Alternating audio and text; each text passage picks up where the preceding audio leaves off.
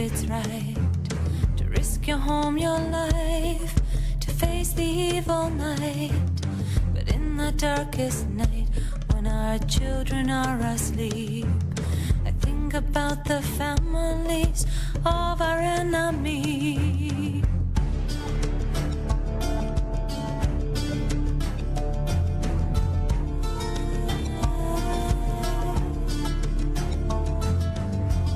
Feel the same, believe in their own truth. They must love the children as fiercely as we do. We all share one thing, our hearts were given from above, and the only thing worth fighting for in this world is love. On and on through the years, the war continues on.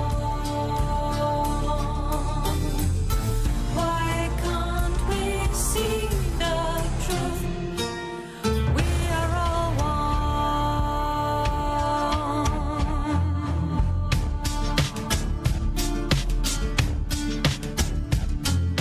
I know you fight for God, and you believe it's right to risk your home, your life, to face the evil night. But in the darkest night, when our children are asleep, about the families of our enemies. On and on through the years, the war continues on. Why can't we see the truth? We are all one.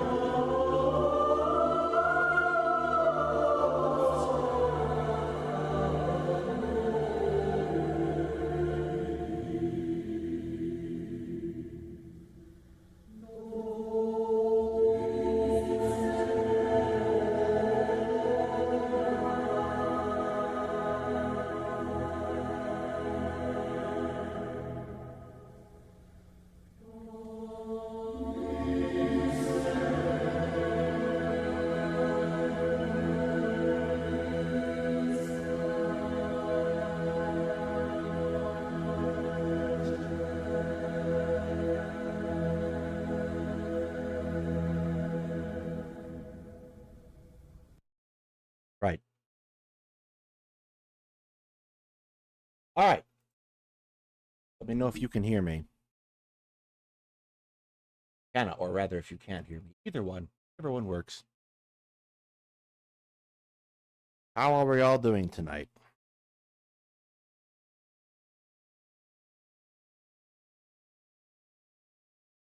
Good, great, excellent.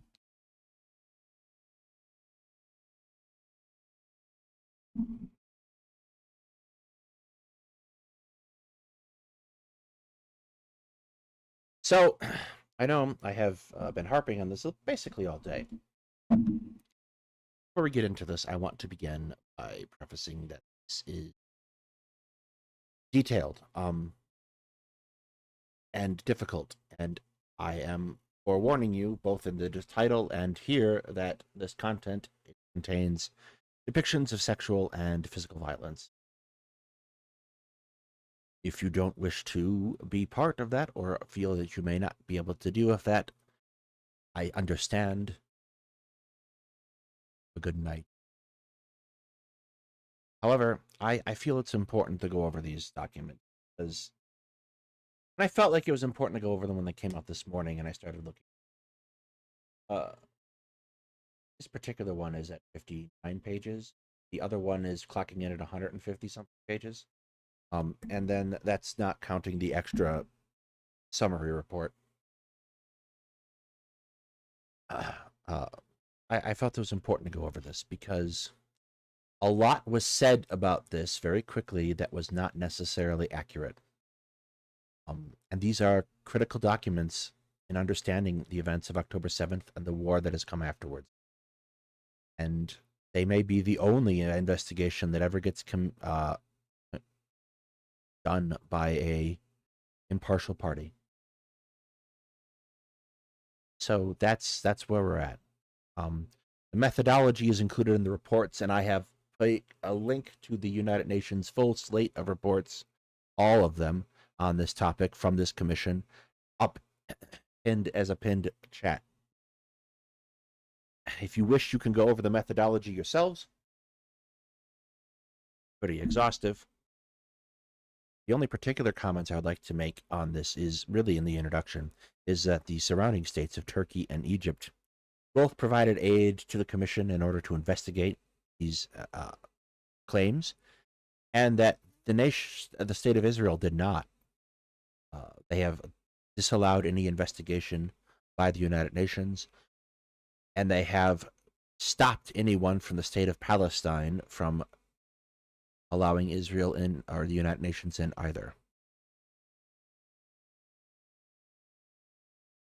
That, taken with some of the information that we learned last night on President Sunday's stream concerning the deployment of untrained forensic volunteers, means that there will probably never be definitive answers that one may use to put to rest any kind of debate on this topic. However, I feel it is important that we proceed on anyway, and we do a job to bear witness there to this. The discussion is already disappearing off of Facebook and Twitter. I suspect it's being taken off the back end. I suspect this video, or rather this VOD, will be shuffled away behind an algorithmic death hole.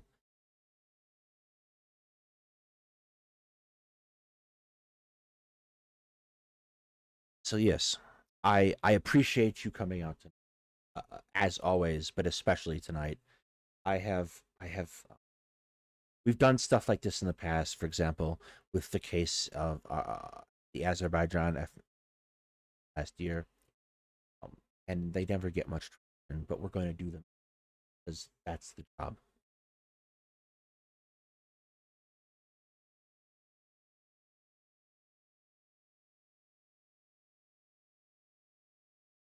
This section, again, I'm not going to go into it in too much detail, but this section goes into the events of October 7th on a surface level. Members of Hamas, the Al-Qassam brigades, other Palestinian armed organizations in Gaza, and Palestinian civilians launched an attack by land, air, and sea into southern Israel. both their civilian locate communities and military bases. We have covered this in various shows in the past. The final count indicates that approximately 1,200 people were killed in this attack, and about 14,900, virtually 15,000, were injured and transferred to hospitals, and a further 252 people were abducted to Gaza as hostages, including 90 women, 36 children, older people, and members of the Israeli security force. About 20 of these abductees were members of Israeli security forces, many of whom have since been killed in captivity. I note it does not say who has killed them. As of 21 May 2024, 128 hostages have been released or rescued, including bodies retrieved of killed hostages, and 128, as 4, possibly minus another 3 who have been killed, remain in captivity, alive or dead. This attack was preceded on the morning of at 6:30 in the morning on Saturday, October 7th, local time. The Palestinian armed groups launching a heavy barrage of rockets and mortar fire from Gaza into Israel, targeting in particular southern villages, towns, and cities. At 10:26, Israeli army spokesperson announced that 2,200 rockets and mortars had been fired at Israel. According to media reports, projectiles were fired at bases located close along the border, housing blinding Israeli forces to the approaching attack and impeding their ability to coordinate a counterattack.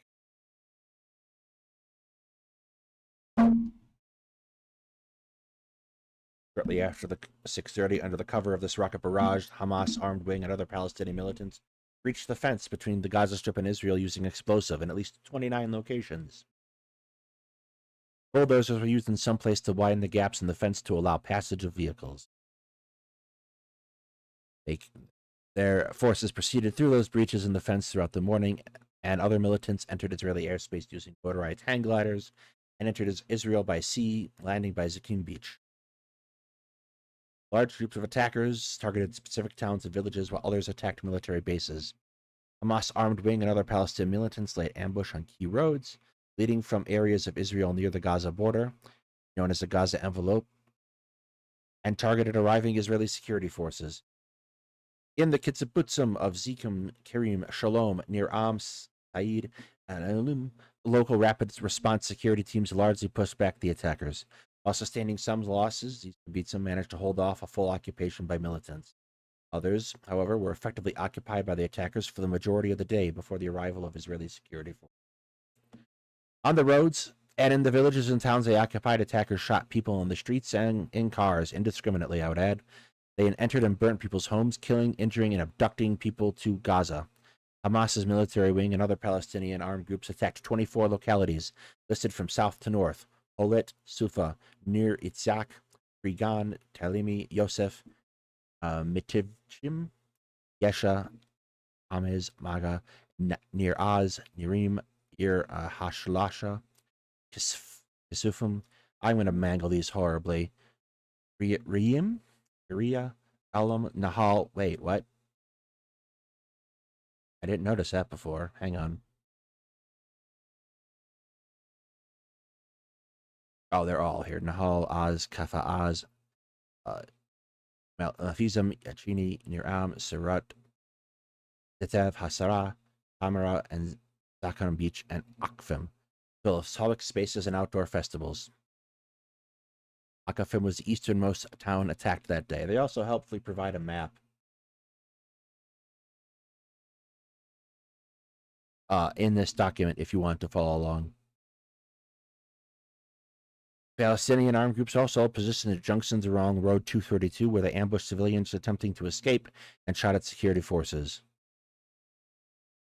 This is additionally indicating that they attacked the Nova Music Festival in the Rahim from air and ground. Festival goers were directly targeted by a large number of attackers. The festival site likely is a target of opportunity.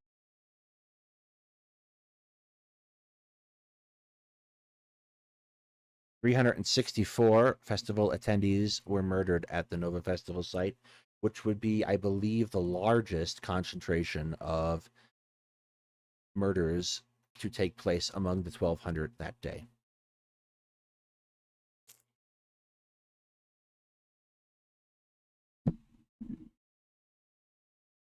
According to reports by Israeli sources and testimonies, as well as videos released by the Hamas military wing, at least 8 Israeli military bases and outposts were attacked on 7 October.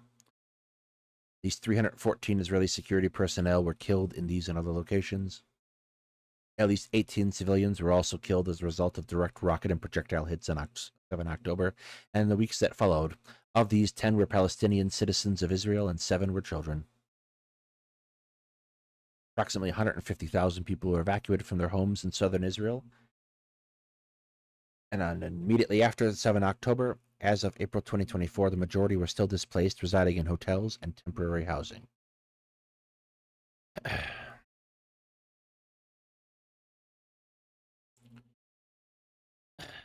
According to Israeli sources, between 7 October 2023 and 26 May 2024, Hamas armed ring and other armed groups launched over 20,500 rockets and mortar shells into Israel from the Gaza Strip. While most rockets were intercepted by Iron Dome system, these attacks resulted in civilian casualties and property damage. At least 18 civilians were killed as we did that one already. And the Hamas military wing and Palestinian Islamic Jihad, which is a similar organization, I think principally based in the West Bank, but has fighters in both, publicly claimed responsibility for these attacks.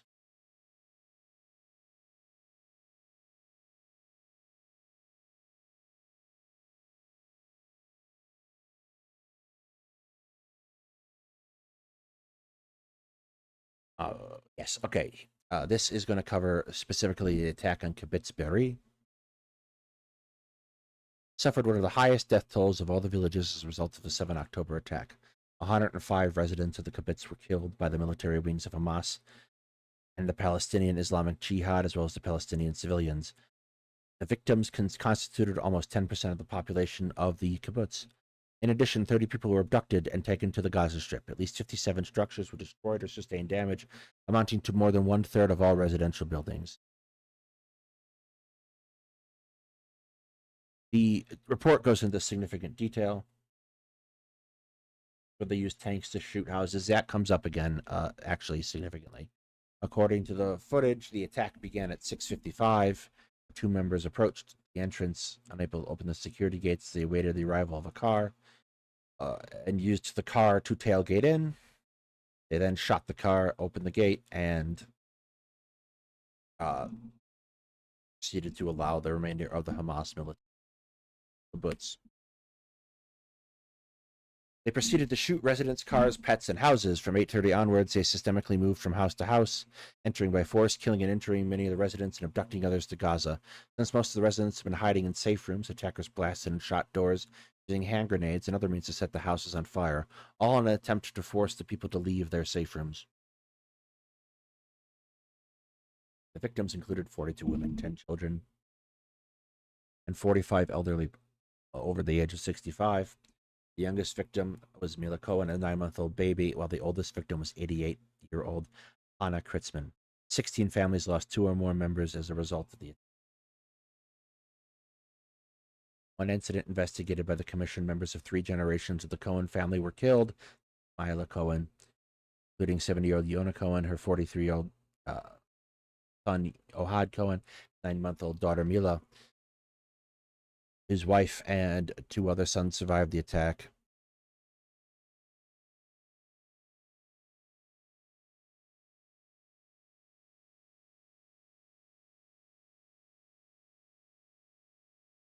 The commission assesses approximately 12:50 militants broke into the safe room and shot and killed the baby, who was held in her mother's arms, and shot and killed Owen. Attackers then captured Ohad's wife and 2 sons and brought them to the back gate of the kibbutz, where they encountered Israeli security forces firing in their direction. All 3 were seriously injured in the crossfire, but survived. We are going to take a moment here. I warned you that this is going to be difficult. That's an excellent example. Another incident, 3 members of the Sariba family. Mother Leanne and daughters 16 Nova and 13 Yahal were killed by members of the armed groups, while father Eli was abducted to Gaza. Eli's brother was abducted, where he was killed in captivity. Israeli security forces released the results of an internal investigation where it concluded that Yosef Uribe was likely killed as a result of Israeli Air Force strike on the building, which caused the collapse of the nearby structure where he was held.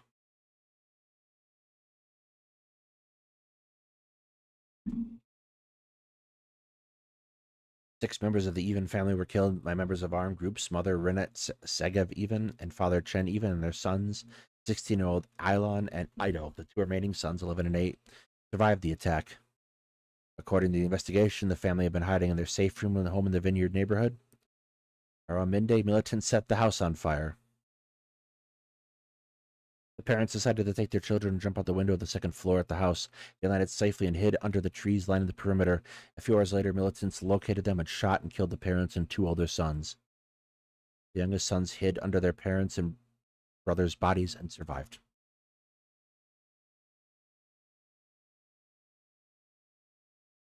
Some were killed by militants while being abducted to Gaza in one incident investigated by the commission. Around 10:35, Israeli and civilians were taken barefoot from their homes along the road separating the Vineyard and Olives neighborhoods of the kibbutz. 4 of the 5 are seemingly dead. In another video filmed somewhere between 10:30 and 11, with their bodies located close to the kibbutz perimeter fence. 30 Israeli civilians were abducted from kibbutz Be'eri to the Gaza Strip by members of the military wings of Hamas and Palestinian Islamic Jihad. 9 women and 10 children were released from captivity during the temporary ceasefire and exchange between Hamas and Israel from 24 to 30 November. 6 abductees have died or were killed in captivity by Israeli security forces and Palestinian armed groups, including 2 women and 2 elderly.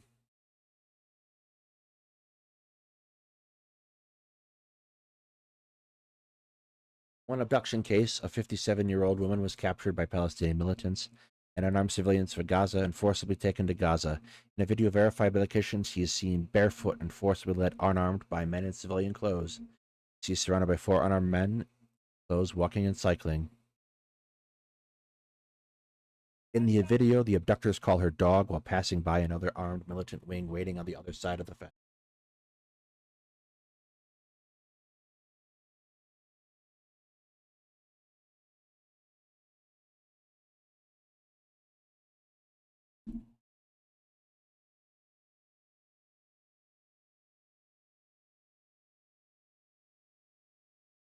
Throughout the day, Palestinian militants took to Gaza from Israeli bodies to be used in future prisoner release negotiations.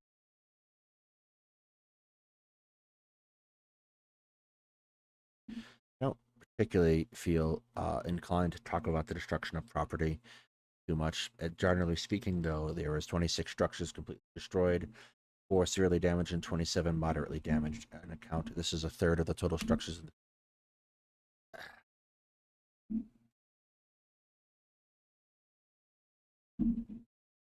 We are principally going to be focusing on a loss of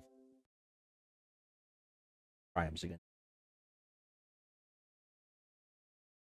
and for the length of this.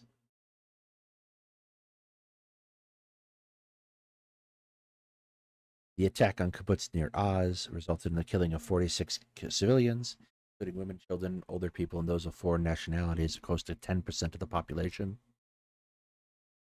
There's virtually no fighting between Israeli security forces and attackers here because they arrived at the kibbutz 1 hour after most of the attackers had left, leaving the residents essentially defenseless. According to the evidence gathered by the commission, the attack started at 6:49 when 2 cars drove in from the northern gate, one of the 2 main entrances. Seconds later, at least 4 armed militants passed through the entrance. At the same time, they breached the western side and immediately started targeting and killing civilians. The first was documented at 6:57. At that time, relatives of 74-year-old Braca Levinson viewed a video uploaded to her Facebook page showing her lying in a pool of blood in the living room of her house. And near Oz, the man pointing a gun at her.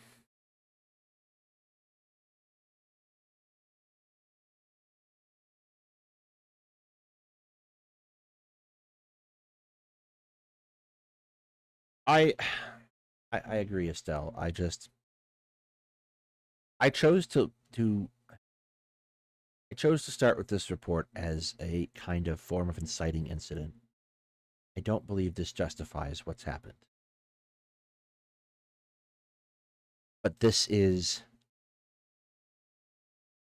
We haven't talked much about the details of the attacks on this show. The reason for that is I do not feel comfortable with the propagandizing going on both sides. There was obviously incredibly outrageous claims being made by people who said that Hamas did wrong, and outrageous claims being made by Israel who said that Hamas was throwing babies in.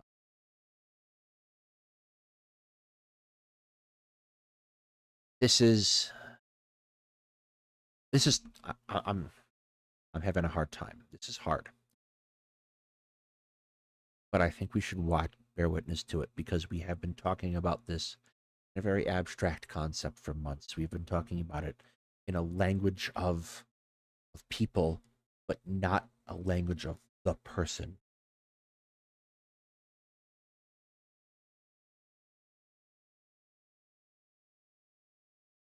Uh, I don't want to lose base ultimately with what this is. With the fact that this is a tragedy, that this is not just it's more than a tragedy though. It's thousands of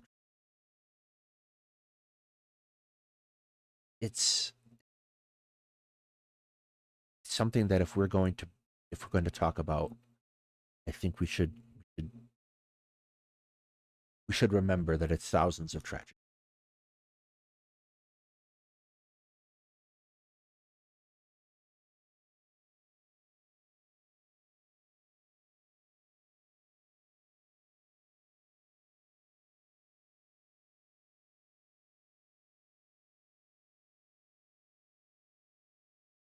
At 7:15, the militants were walking around and driving motorbikes inside the kibbutz. They started breaking into houses, shooting families that were in hiding and abducting them.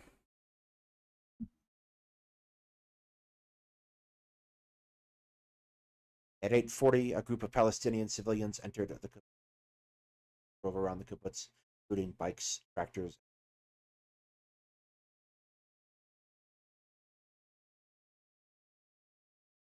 10 o'clock onwards, messages in the chat intensified reporting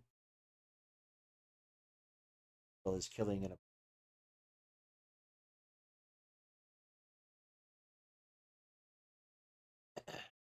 left the kibbutz sometime. According to the reports, the response team was inadequately. Many could not reach the armory to pick up weapons. While those weapons did not have sufficient. At least one member was killed during the attack on the commander of the team.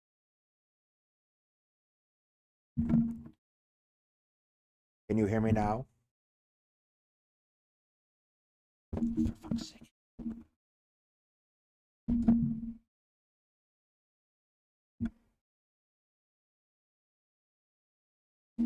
How about now? Is it back?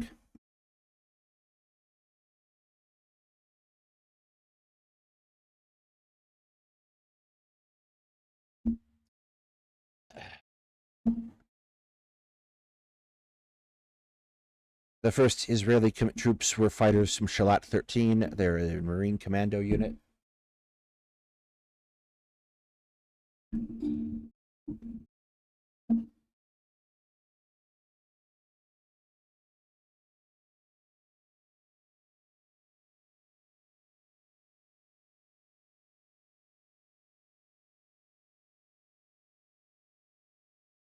Hang on a second.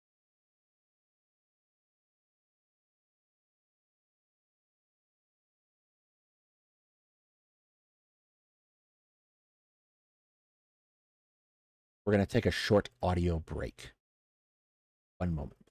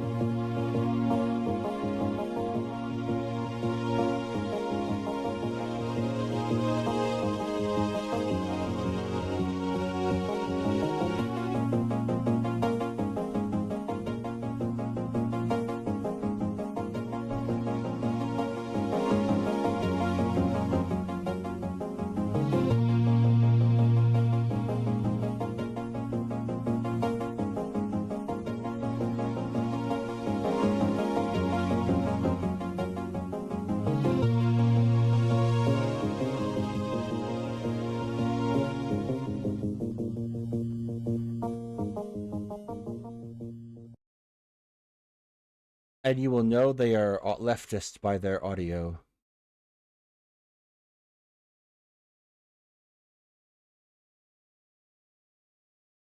How do I sound now?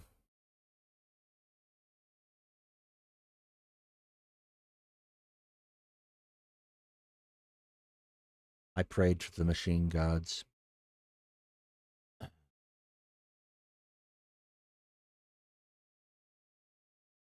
Security forces arrival. Continue to be posted with requests for help until 5:30, 17:30. The rescue and evacuation of surviving residents to Eilat was only concluded in the afternoon of 8 October 2020. The next day. 70-year-old Judith Weinstein and 73-year-old Gadi Hagagi, both dual U.S.-Israeli nationals, left home. They filmed the rocket fire and the arrival on the motorbikes, and they shot them sometime around 7.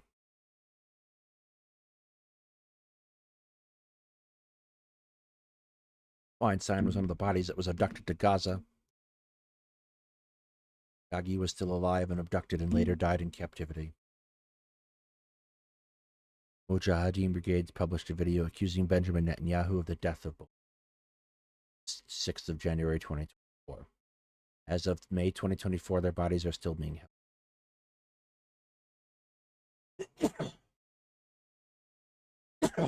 Excuse me. Militants also killed 79 Carmela Dan, along with his 12-year-old granddaughter Noya Dan, a girl on the autistic spectrum, who was visiting during that weekend. Two hid in the safe room of their house. They attacked around 11 o'clock. They sent several messages to their mother, telling them there was an explosion at the house. By 12:28, they did not respond to messages anymore. Following the attack, it was discovered the house had been set on fire. Their bodies were found in 19 October 2023, was officially announced they were discovered by Israeli forces in the Gaza Strip. Their remains were identified later with using DNA analysis. According to sources, they were killed while being abducted, allegedly because they were slowing down their captors. These, I would note, are not all of the accounts from those locations at these days. These are just the accounts that the commission was able to get verified. If it seems a little light, it is only because of the lack of cooperation, I think, with the.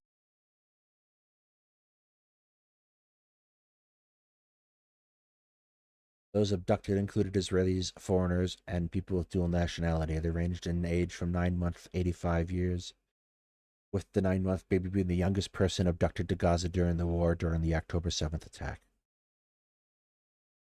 There were 35 women, 21 people over 65, and 14 children, constituting almost half of the children abducted on October 7th, which was 31.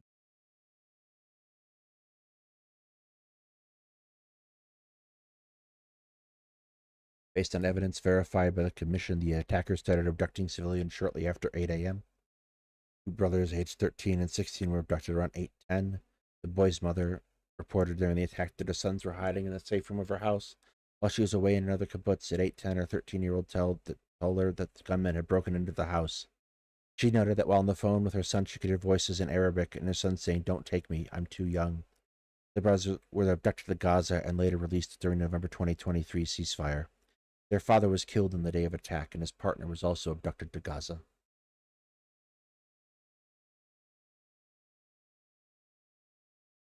Family members of an 84-year-old woman who had been hiding in the safe room of her house lost contact with her around 10. A video posted online by Palestinian Islamic Jihad showed scenes of women being hauled into a white pickup truck armed by two militants. According to her daughter, the abduction was witnessed by a neighbor who tried to rescue her but was shot by the militants and had to retreat back to the safe room of his house. Family members stated that when they tried to call her phone by 1600 that day, at 4 o'clock, someone with an Arabic accent answered the phone in English and said, "It's Hamas, it's Hamas." She was released on captivity by 28 November 2023. 3 generations of an Israeli-Argentinian family from kibbutz near Oz were attacked on 7 October. Militants and unarmed civilians from Gaza abducted the entire family: 33-year-old father, 32-year-old mother, their 4-year-old, and their 9-month-old infants. The children's grandparents were considered missing until 21 October when their bodies were recovered near the Gaza border, and it was confirmed they had been killed on 7 October. At around 1400 on 7 October, the Associated Press published a series of photos depicting one of the family members being transported by the attack near the border with Gaza. These photos depicted the father sitting on a motorbike between two men in civilian clothes. With his head covered in blood, his hands are covering his head, while people from the crowd surround him and try to hit him.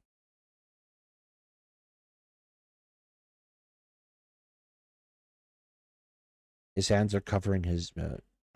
I'll try to hit him. In the another image from the same day, he is seen surrounded by people in civilian clothes, his hands bloody and barefoot. All the people in the crowd are seemingly unarmed, dressed as civilians, with the exception of one photograph depicting a militant in combat wagging with the insignia of the Al-Qassam Brigades. Based on the photographic and video evidence depicting the kidnapping, the Commission concludes on reasonable grounds that Palestinian civilians directly participated in this.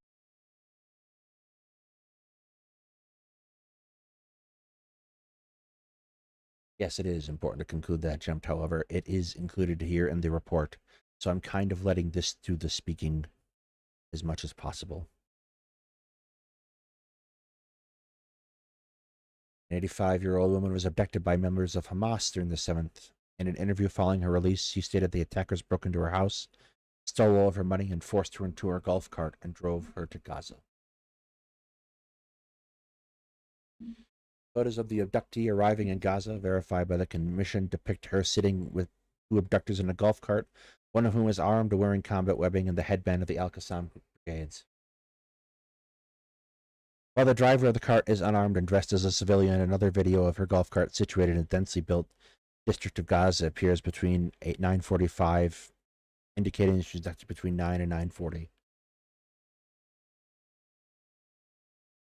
Video of the golf cart as people surrounded, sounding in Arabic, seemingly celebrating the arrival of the hostage. After she was released, she said there were people all around spitting and shouting. Did I not? Yeah, I did. Sorry. The YouTube preview is actually like a minute or two behind for me and just does that automatically.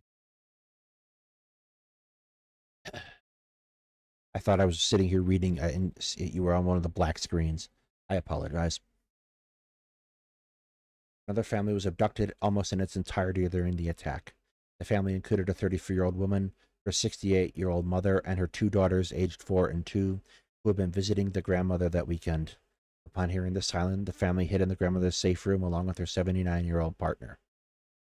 After initial ransacking of the house by militants, mother's partner came out of the safe room and tried to negotiate in Arabic. The attackers asked him for money and the keys to the car and then abducted him.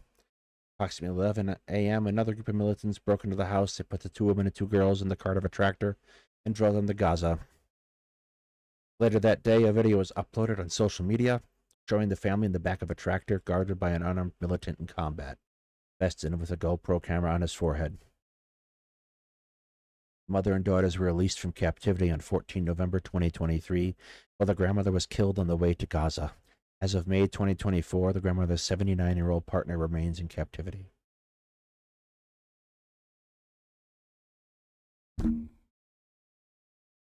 According to the 34-year-old released abductee's testimony, on the way to Gaza, an exchange of fire erupted between militants and Israeli security forces who were trying to stop them.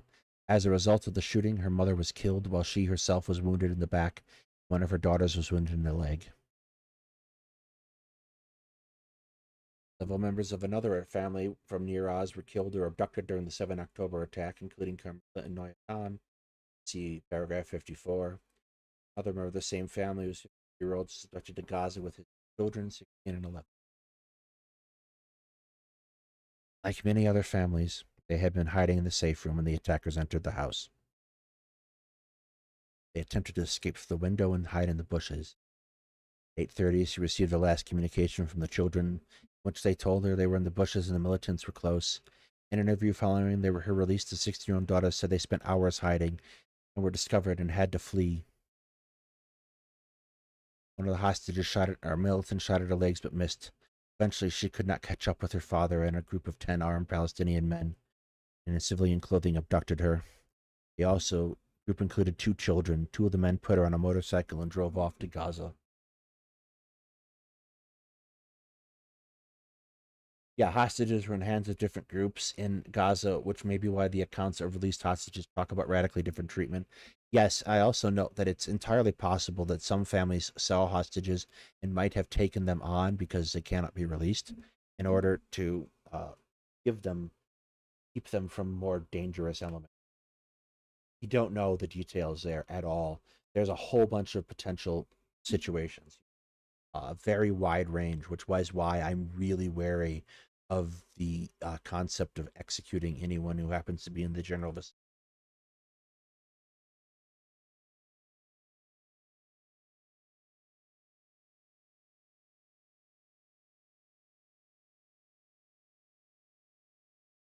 Her 11-year-old brother was abducted separately. The sister and father viewed and verified a video of his abduction showing a man in civilian clothes holding the boy under his arms, pulling him away in the direction of the western gate. The abductor is accompanied by another civilian with an automatic rifle and a Palestinian child. Siblings were released on 27 November, while the father remains in captivity as of 31. As of May 2024, 40 of the abductees, 12 children, 2 Thai nationals, Filipino, at least 27 hostages, including 2 women and 2. As of May 20, hostages near Oz have died in captivity, including 1 woman and 5 people over the age of 65, and the death of 3 more hostages have been announced by various militant groups, though not yet confirmed by the Israeli security forces.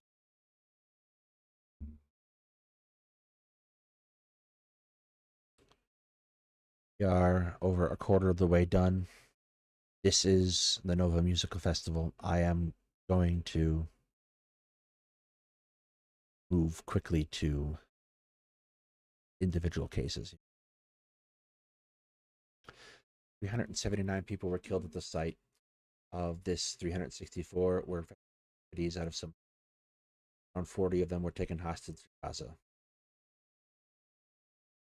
According to the Israeli media, according to their security assessment, militants did not know the festival site in advance of attack. Following the attack, the Israeli security officials concluded that the militants found out about the festival as they flew over the area using motorized attack. Alarm sounded at 6:22.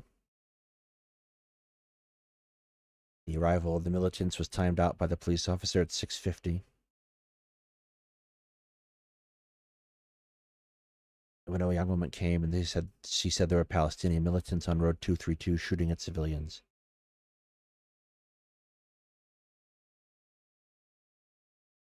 He then informed other police officers to move police force from the festival site to the main road intersection. The heavy traffic jam with cars blocking the road. He fired from Palestinian militants, and based on his understanding the road was unsafe towards Berea Northern Rim, instructed a large group of festival goers to cross the road and move along the field in the direction of a Reem to the east. The shooting of the first reports of the shooting at 7:01. Palestinian militants kept the area under control until 12:30, shooting and killing at will.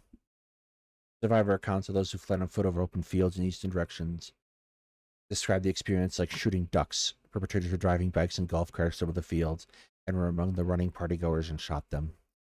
While some fled directly east during this time, other festival goers tried to hide inside the main festival area or in other locations. Many were subsequently killed or injured.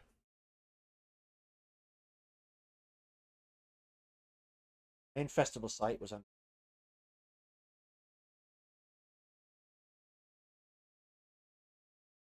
During this period, the Hamas military Palestinian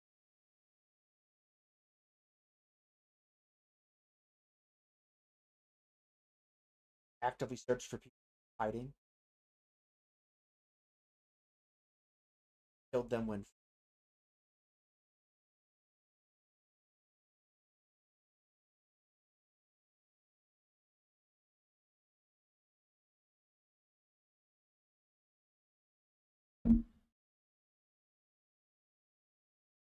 How about now? Are we back again?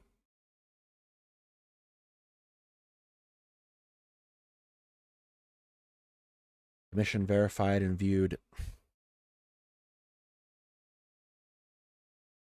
a video showing two people fleeing from the festival site around 9:20. They're fleeing past a silver car. One of them drops to the ground, likely having been shot and stopped moving. The second person is hiding. Hamas militants are likely seen dragging the person, likely taking them captive. Immediately afterwards, the militant approaches the silver car and shoots the man at close range.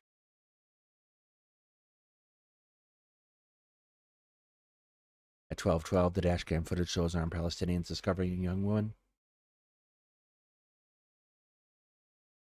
who is pulled out of the car and surrounded by militants. She's seen waving her arms, trying to attract attention to herself, likely to get the attention of Israeli security forces enter the scene around this time.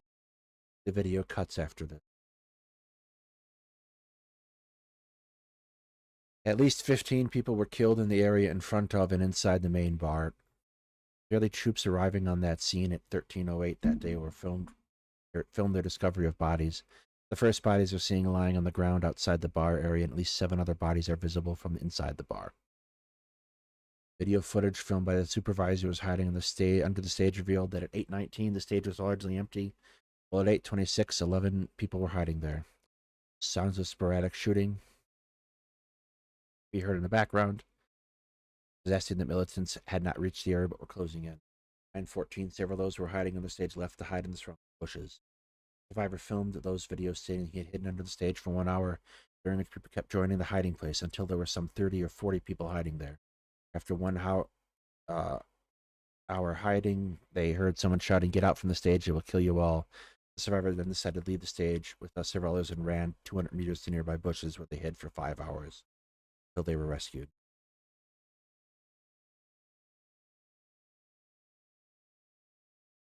One survivor who was hiding in a white shipping container in the main festival area reported seeing out the window militants opening fridge doors at the bar and shooting at the people hiding behind them, hiding inside and shooting at the space under the stage. He said, "I heard them executing people, shouting, shooting, and then quiet. Shouting, shooting, and then quiet."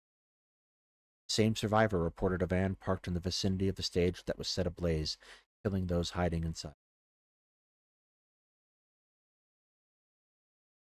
Coming up in an hour, I'm going to take a short break. This is a lot. We're going to go for as far as I can tonight. But we're going to take a little intermission. Go take a walk. Have a moment. Reflect yourself.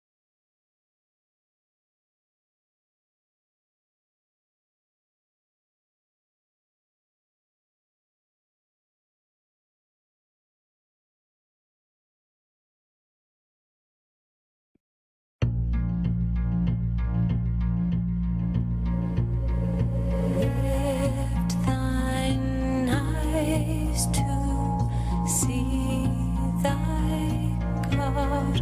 Be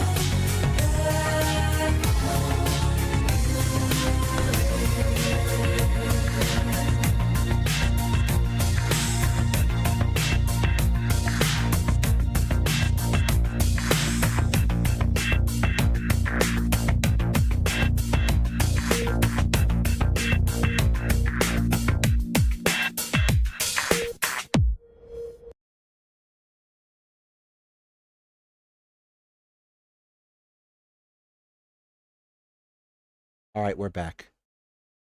Let me know if I'm not coming in clearly. Approximately 14 people were killed hiding in yellow garbage containers located northeast of the parking area. Female survivor said she tried to escape to her vehicle along with her partner, but failed to reach the vehicle and then to turn around in the direction of the containers. The two of them hid inside one of the yellow containers where armed Palestinians were shooting outside. Militants then threw grenades in the containers adjacent to the one they were hiding in. They heard a girl shouting, "Please don't take me, please leave me alone." Sarah was injured by a bullet to her hip and managed to lie quietly until she was rescued by other Israeli civilians who evacuated her to the hospital. According to the company commander of the Gavadi Brigade, one of the first members of the ISF to arrive on the scene, his company arrived around 10:30 and were told not to shoot the yellow containers since civilians were hiding inside. They heard shouts and proceeded to rescue and evacuate the people. They witnessed the bodies lying on the garbage and injured people. According to him, the evacuation of people from the looted containers was carried out while armed Palestinians, including looters, were still on the scene. Adjacent to the garbage containers was yellow portable toilets where report festival goers hidden. The commission was unable to confirm the total number of people there. It's likely that only 3 people, 2 women, 1 man, all hiding in one stall, survived. Female survivor stated in the media that a large group of Palestinians positioned themselves close to the stalls and were shooting at the festival site from there while their backs were to the stalls. After they heard someone asking in Hebrew, "Is anyone here?"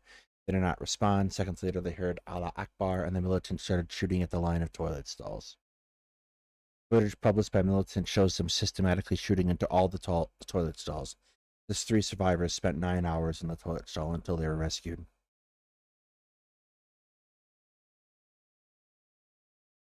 Killing and bodily harm on Road 232.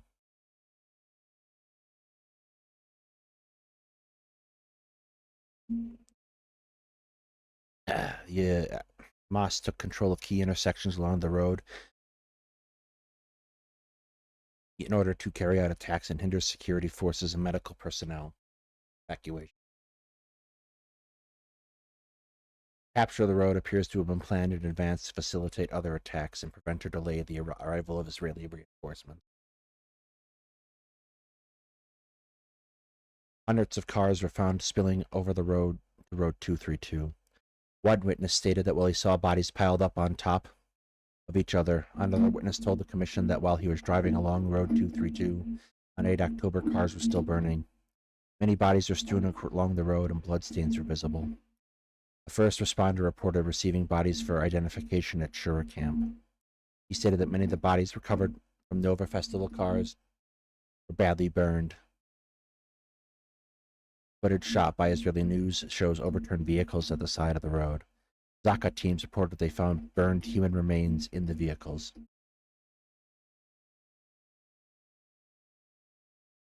Dozens of militants are seen in dashcam footage arriving at the area of the exit from the Nova Film Festivals.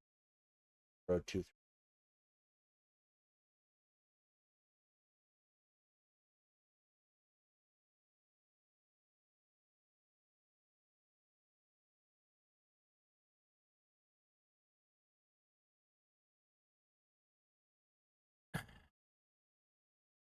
The militants were dressed in full or partial uniform with combat webbing. They arrive in 3 pickup trucks, disembark in the trucks, and shoot towards the open field where people can be seen running. In another video, a man is seen dragged by militants and then shot on the side of the road. Many of those who hid in parked cars at the intersection were killed in their cars by militants who methodically approached the car and killed those inside. One witness stated on an Israeli news segment, "I hid in a car under the glove compartment, barely breathing, not talking, keeping quiet. The terrorists shot all the cars there. Car. And then they arrived with us, the terrorists. I was with my head down and my friend his head up." A second witness holding the same car testimony said, "I saw 2 terrorists on the hood of my car. It was a matter of seconds. He looked at me, I looked at him, and then he turned his weapon towards me. Then I heard a really loud noise of something along the road, and I saw a tank coming towards us. He scared the terrorists."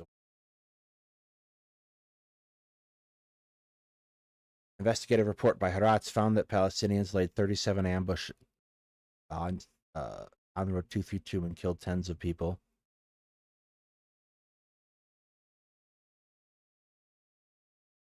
One ambush was close to Meflosum. The survivor and her husband stated they escaped from the Nova Festival at 6:50 for 8 minutes. Puts them on 7. They reached the intersection and they saw militants. The survivor described the scene as a firing squad positioned for the kibbutz. The car was shot multiple, resulting in the explosion of the tires. One of the shooters was a boy around 12. Following the shooting, their car was no longer operational. They escaped the side of the road where they lay down on the ground and pretended to be dead. On the ground for some 5 hours. Witnesses stated while they were lying on the ground, he witnessed militants burning people alive, dragging women by their hair to a pickup truck, and verifying the killing of people who were seated in their cars. At some point, one of the militants came near them, smashed her elbow by jumping on it while saying Allah Akbar, and shot towards the couple but missed. Allah Akbar Sharmuta.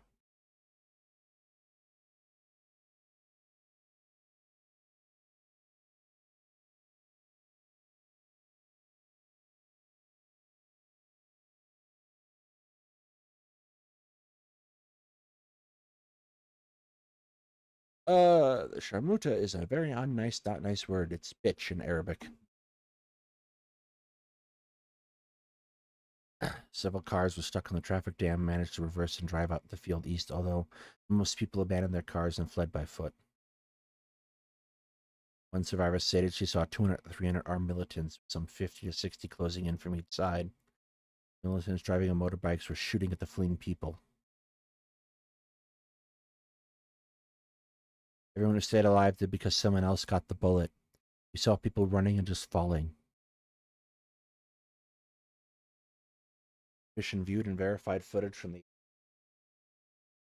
observed hundreds of fleeing festival killed with gunshots in the background.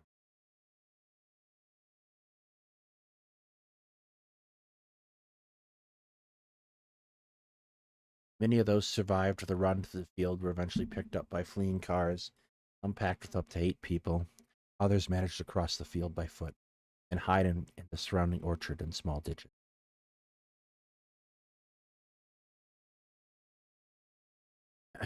Commission investigated and verified 4 incidents public shelters along Road 232. 2 bus stops near Ream Junction on the western and eastern side of the road, the bus stop next to Berea Junction, and the bus stop next to Kibbutz Alam Junction.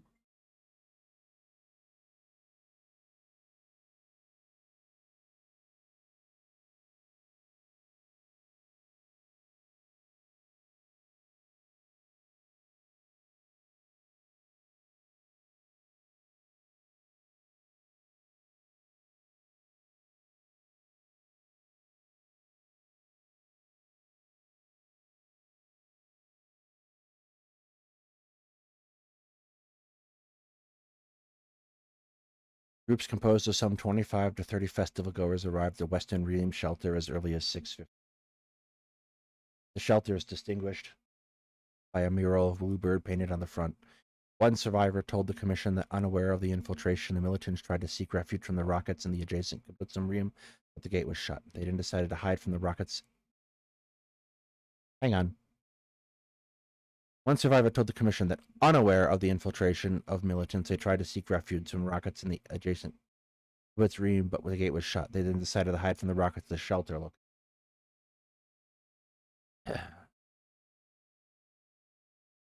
Okay, that makes sense. Sorry, the sentence was weird until I read the comma. All right, Hatman will be joining us in for at least a bit.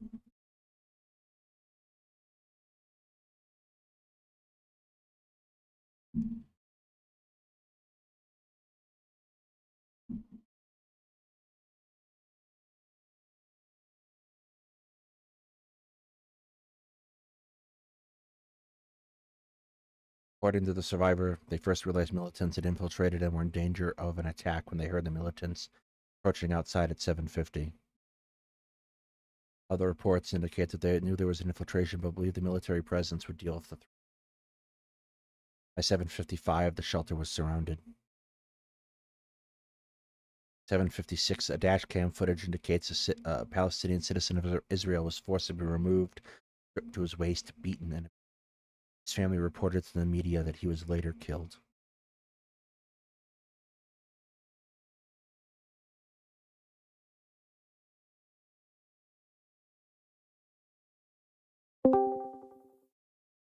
Getting ready. At approximately 8, Hamas militants began throwing grenades into the shelter. According to dashcam footage, before the first grenade was thrown, one of the militants shouted in Arabic, "Don't throw a bomb, we need to take them as prisoners." The investigation reveals that after they threw the first grenade, a young man who was hiding inside ran out and was shot and killed.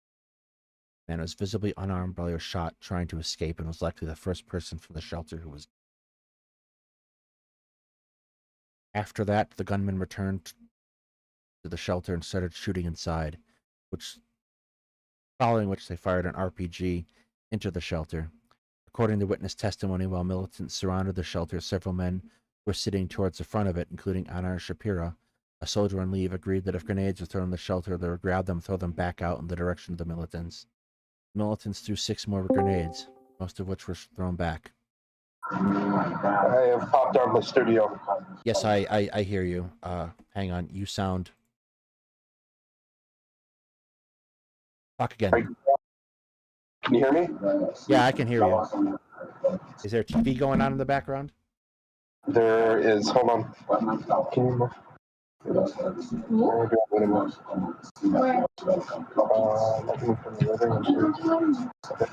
Give me a second. I gotta move. Sure thing.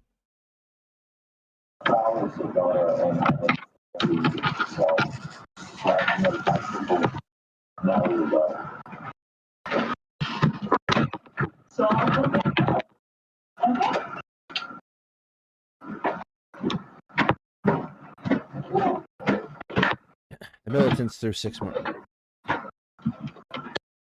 We'll wait a moment.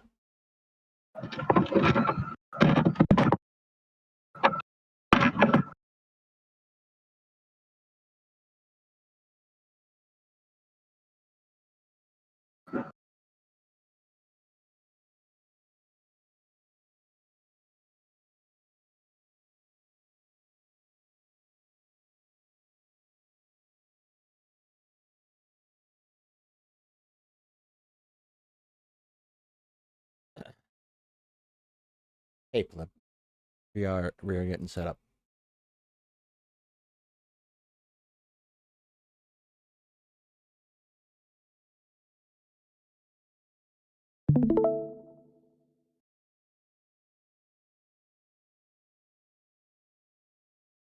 One hot second here. According to the survivor of the attack, according to reports, an 8th grenade he tried to grab out, exploded in his hand, killing him. They throw out most of the 6. Following the attack, at least 3 other grenades were thrown into the shelter and exploded. One of the survivors said these were stun, shock, and fragmentation.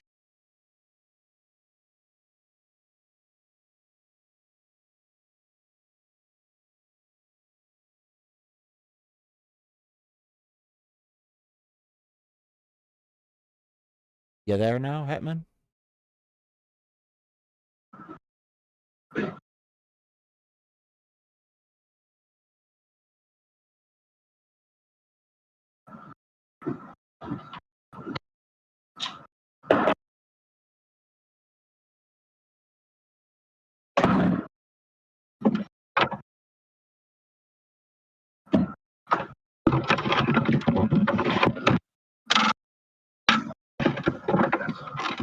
This is me letting Hetman out of the closet. I let him out of streams. Okay. I am back. Can anyone hear me? Hold on. We can sort of hear you, but you're kind of echoey. Yeah, because I got it on wrong. Hold on. Are you not using your microphone again? What about now? That's better. Still far away, but better. What about now? That is better. Can you hear me? I can hear you fine. Excellent. Well, let me go on the stream, actually. So the stream I put up is the report from October 7th. Okay. You just finished with paragraph 91. Wow, this is really detailed. I haven't gone through it yet. Been too busy with... Yeah, you've obviously got a lot going on with that job interview. Yeah. I went through it once today. I thought I was okay, but I've had a trouble at a couple parts. With the October 7th area, how much have you gotten into it? Yeah, I read the entire October 7th report today. The I haven't finished the report that covers the war in Gaza from October till December. It's a lot longer. And I wanted to get this done. I wanted to get this ready to try to do today. And I figure we might move Ukraine on Friday because I want to try to get through these. Absolutely fine. In sequence. We can do Ukraine. We got time next week. Even you got time next weekend, yeah. On Sunday, I'll have time. I'll have time on Monday too. So. But I went through all of this today, and it took a while because I had to stop between, right? It's hard. It's hard stuff, you know. This is not. I mean, as someone who regularly looks at stuff like this, you know, it's mentally draining. It's a horrible experience. I mean, I remember. I think I might have told you about how. I had a friend of mine interview, well, not friend of mine, I had some colleagues from Western Ukraine go to the area where I was at to interview a woman who had survived the German occupation. And I remember it got to the part where she described the Nazis towards the end of the occupation walk into the house of her aunt, so I think her father's sister, and she saw the aftermath of it. They came into their house and shot both her and her roommate directly at point blank range and left there. And then she came there with her grandfather, and of course her grandfather, this is his daughter that had just been shot by them. And just seeing this woman's face recount that, and she was maybe 3 years old at this time. Christian, get back to bed. Okay, sorry about that. The mute button. Yeah. Sorry. So, anyway, seeing her face recount this, like she just witnessed it, was so hard for me. I had to stop that interview. Like I had to stop that recording. Well, yeah. And I caught up with it maybe a month later. And this is a lot more detail with what you're reading here.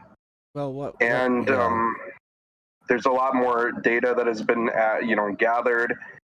And especially in regards to October 7th, we have a lot of detail because the Israelis has been very, very, they've done as much as they can to hide crimes that they committed, but they've done a lot, at least the parts of October 7th that don't involve friendly fire, which, as we know, there are significant incidents that where friendly fire occurred. They've been very good at releasing information. And I actually remember maybe a few months ago,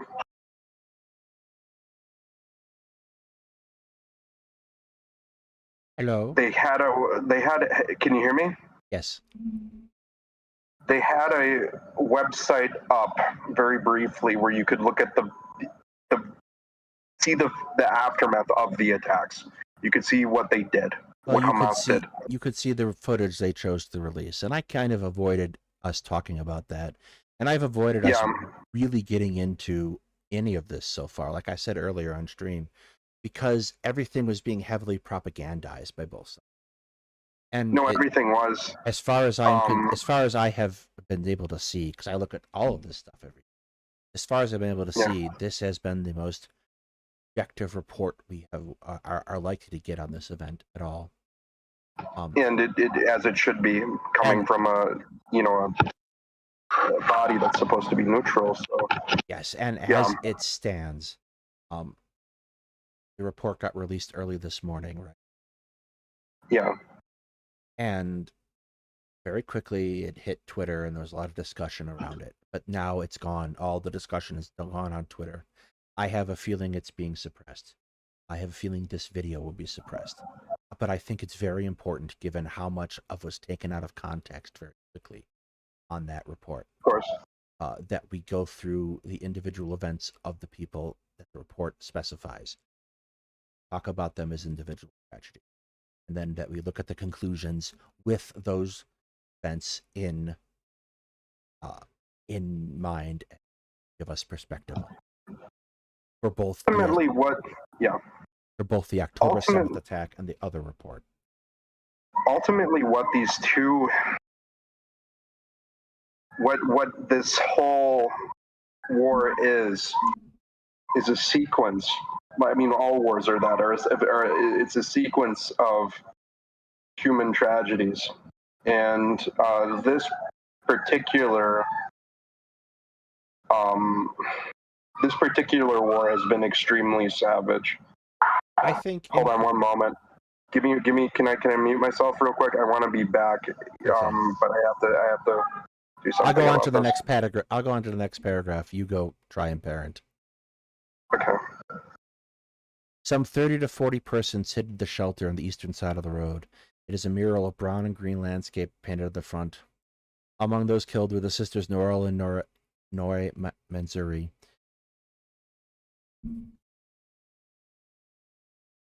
Their mother, an Israeli TV that spoke. Okay, that was weird. Their mother is not an Israeli TV. I suspect a TV spokesperson that spoke to Noral at 7 confirmed they were hiding at the shelter. Parents lost contact at 7:39. One survivor, who had been part of the same group as the sisters, stated that once they saw these militants approaching, they all tried to huddle by the back wall. A militant stood by the entrance and fired off indiscriminately into it. Then they threw grenades. Video taken a little after 7 depicts festival goers sitting in the shelter in a relaxed manner in a spacious environment. Shortly after, more festival goers joined them, and the space becomes cramped. At 7:40, someone shouts, "An IDF coming! The IDF vehicle is here! The IDF is here!" Moments later, they're sprayed by bullets, and people started screaming and falling on each other. After this initial attack, she hears someone shouting "grenade," after which grenades were thrown into the shelter. Some people threw them out. Then she recalled the attacks continued sporadically over the period of several hours. When some survivors tried to leave, she heard them being shot. According to this survivor, only 7 of those who hid in the shelter survived.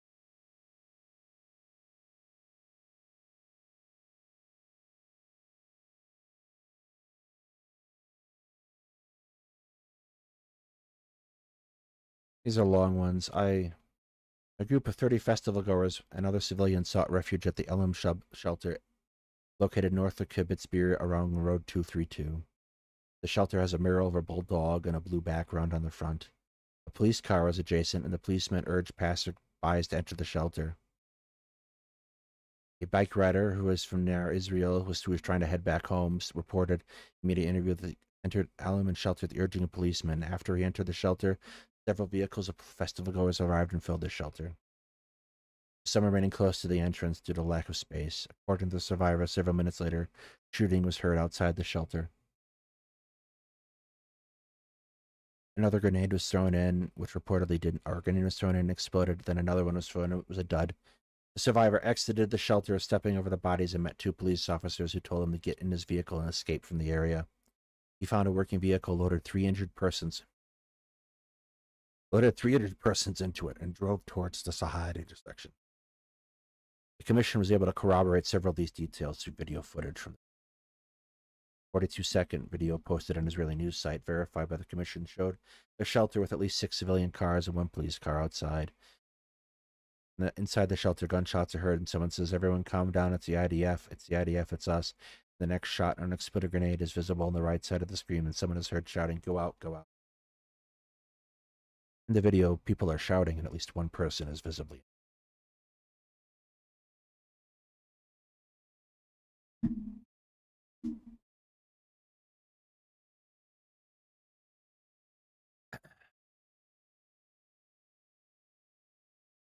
You gotta hand it to that guy. Goes back and gets 3 people. Steals a car. He didn't just leave.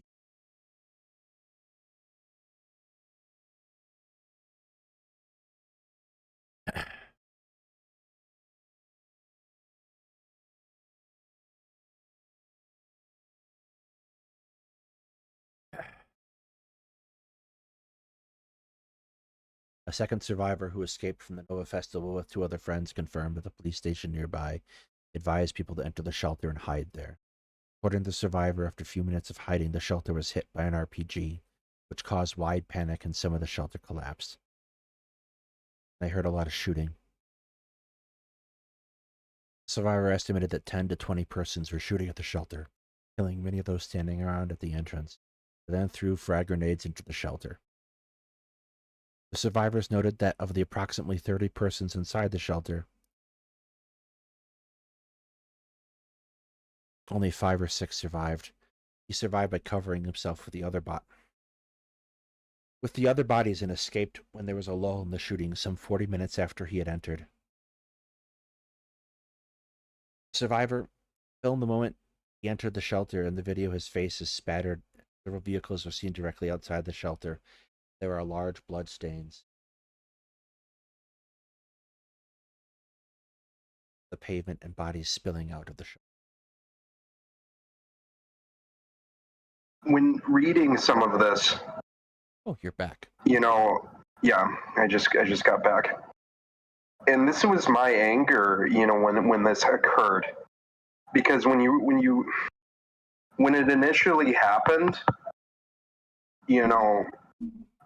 all my mind could go back to are incidences that, like in Jewish history, like, the pogroms of the Russian Civil War, even further back, like, and then also the Holocaust. It initially, I was very angry when this happened. And you can see why, it galvanized, or I don't know if galvanized is the right word, it brought a large section of Israeli society to support an invasion of Gaza, to support what's going on now. And I was just watching a documentary, it just came out, it was on Frontline last night, about the conflict in campuses right now over the war. And at the beginning, when it started, there was the Harvard group for a group of Palestinian law students at Harvard. And they released a statement, and one of the women in the group, her father said, because of what Hamas has done, 50,000 Palestinians are going to die. And this is her father saying this, and she, of course, thought at the time, no, there's no way it's going to get that bad. But here we are. We're practically at that number, of deaths that have occurred due to the retaliation. In all likelihood, it's well past that. The official count is been hovering around 35,000.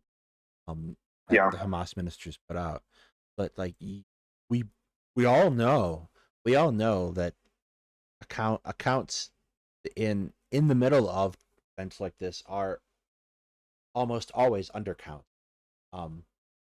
Oftentimes some substantial. And this actually can tell you sometimes that it's the opposite. Actually, a lot of cases it's the opposite. It's there was overcounts. The estimates initially are higher than what they are. That said, I think given what we know, it's not. Given what we know, the numbers that we're seeing, when this is over, when there's people are able if they're ever able to do to get a true number of people who died, and now more than ever, that's very likely that we'll get some accurate numbers, because you really can't hide it anymore.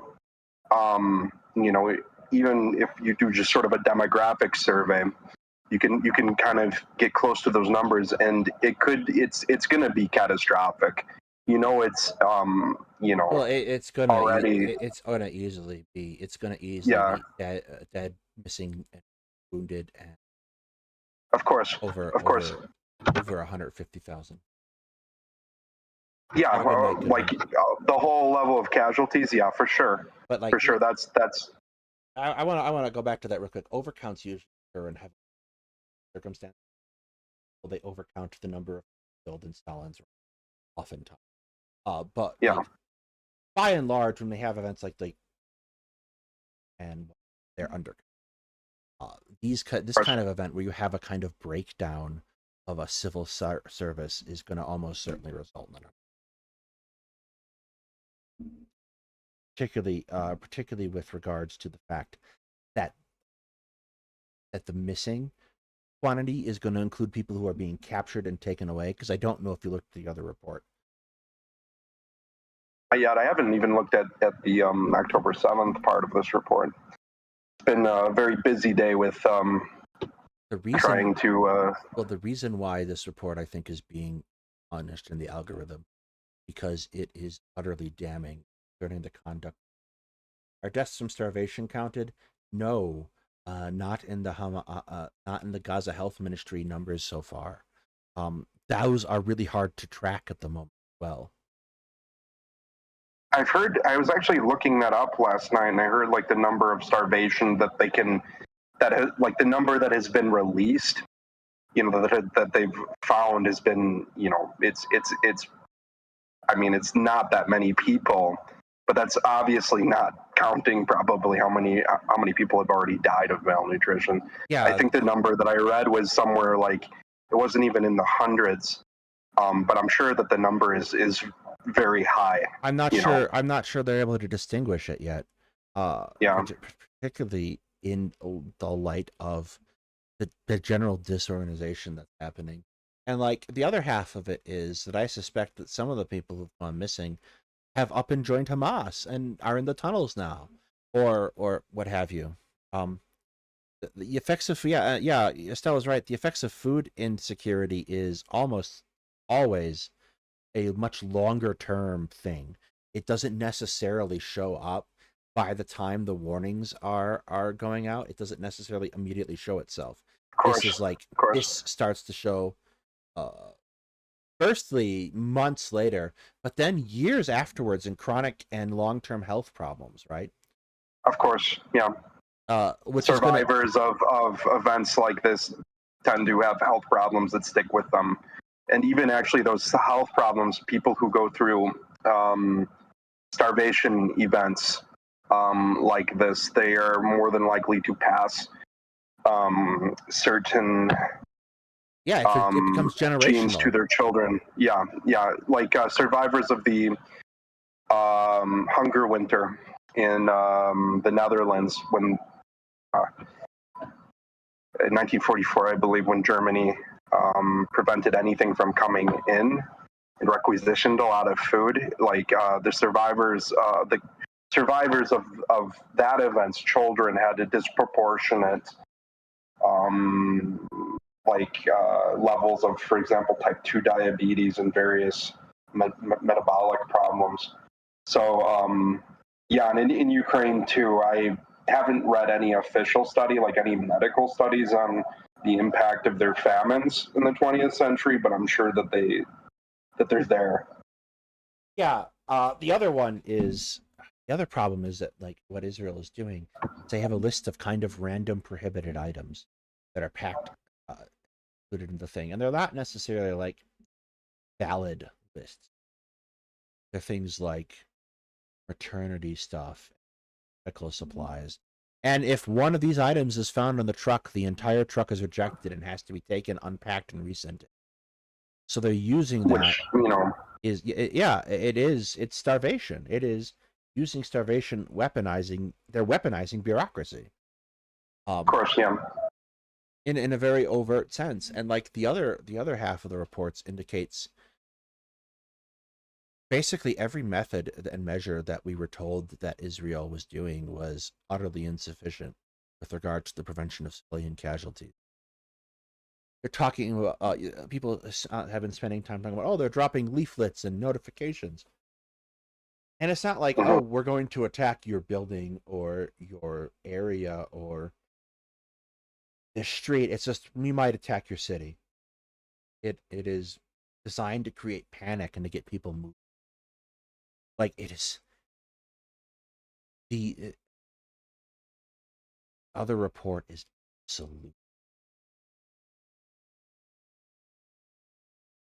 absolutely horrifying. It is one of the most. It's on it goes beyond unacceptable behavior. Like, it goes to the point where you can see some sort of deliberate. Well, I can very easily see deliberate design in what's happening, to create the conditions that will cause death and destruction. But it is cruelty on a scale that it is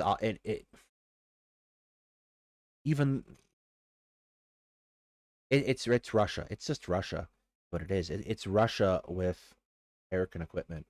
At the end of the day, it's Russia with the capability to do what Russia wants to do. I think also, to a degree, and I hate to say it because I'm not actually out here to give Russia any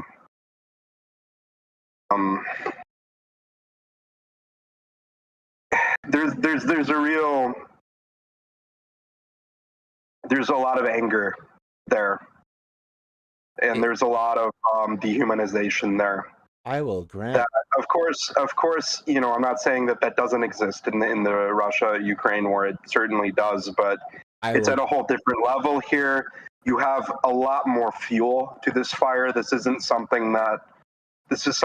conflict is old. This conflict is over 70 years old. I'll grant all of that, but none of it makes it acceptable.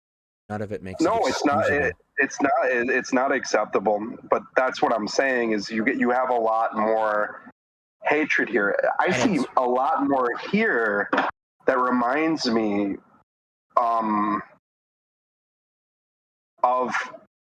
it kind of reminds me of the VRS, the Bosnian Serb army.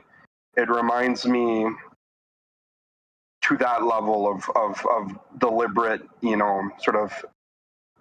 murder of a population, of trying to traumatize that population, trying to move them from place to place and possibly to displace them.